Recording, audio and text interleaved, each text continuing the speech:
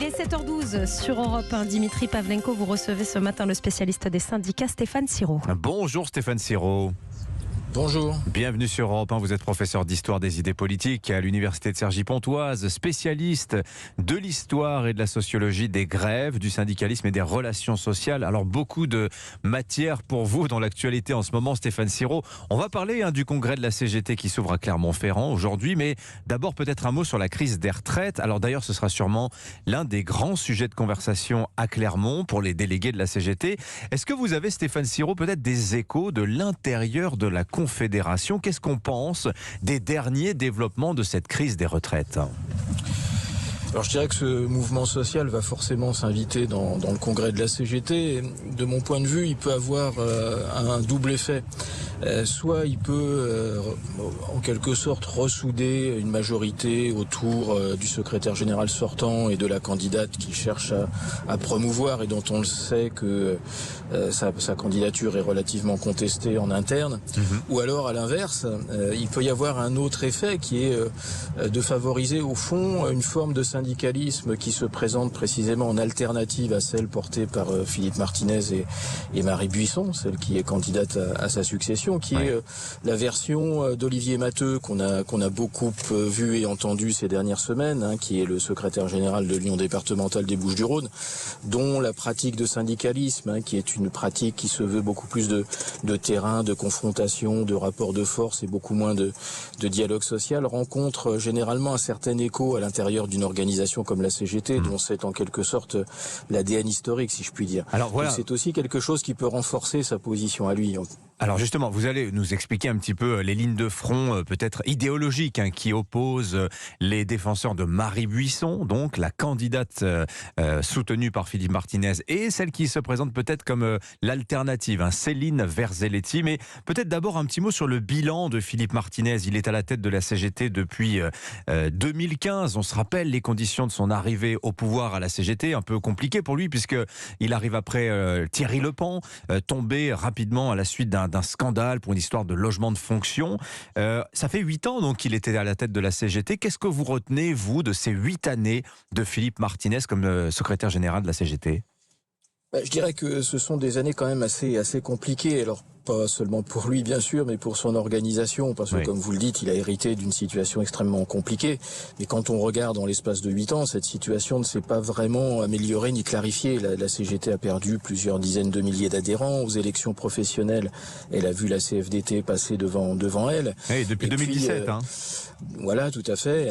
Et puis, par ailleurs, Philippe Martinez lui-même a essuyé une défaite quand même assez cinglante dans le mouvement social qu'il avait mené contre la loi El Khomri à l'époque de François Hollande, ce qui est toujours compliqué à gérer, je dirais, dans le cadre d'une organisation comme la CGT. Mais cela étant, ça n'est pas purement son bilan personnel de ce point de vue. En revanche, il y a deux choses qui me semblent davantage relever de son bilan personnel.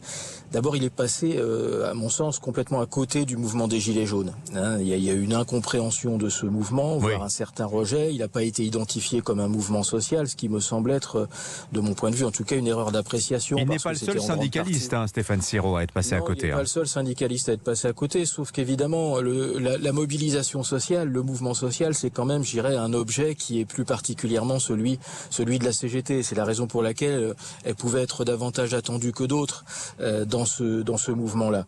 Et puis, par ailleurs, il n'a pas dénoué les tensions en interne, et on le voit bien, parce que s'il était parvenu à apaiser en quelque sorte le climat interne qui était déjà quelque peu tendu avant son arrivée, mais qui ne s'est pas du tout détendu depuis, on n'aurait pas ces triples candidatures qui se dessinent à l'ouverture du congrès de la CGT. Oui. Alors, Marie Buisson, un mot sur elle, 55 ans, elle dirige la petite fédération de l'éducation, de la recherche et de la culture. Pourquoi ça coince autour de son nom?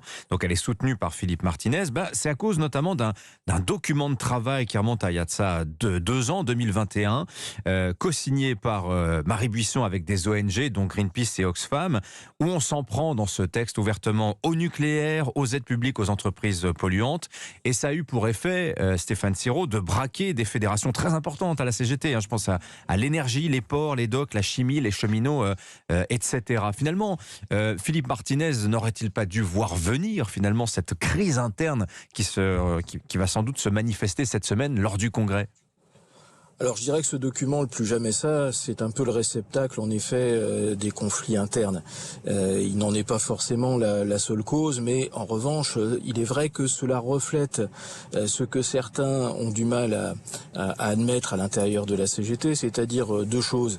L'ouverture de la CGT à des organisations extérieures, qui sont en effet les ONG type Greenpeace, les associations de type... Ce qu'a fait la CFDT d'ailleurs, Stéphane Siro. Ce qu'a fait la CFDT parallèlement, effectivement, mais je dirais que ça pose moins de problèmes chez elle parce que c'est davantage dans le modèle de syndicalisme qu'elle promeut.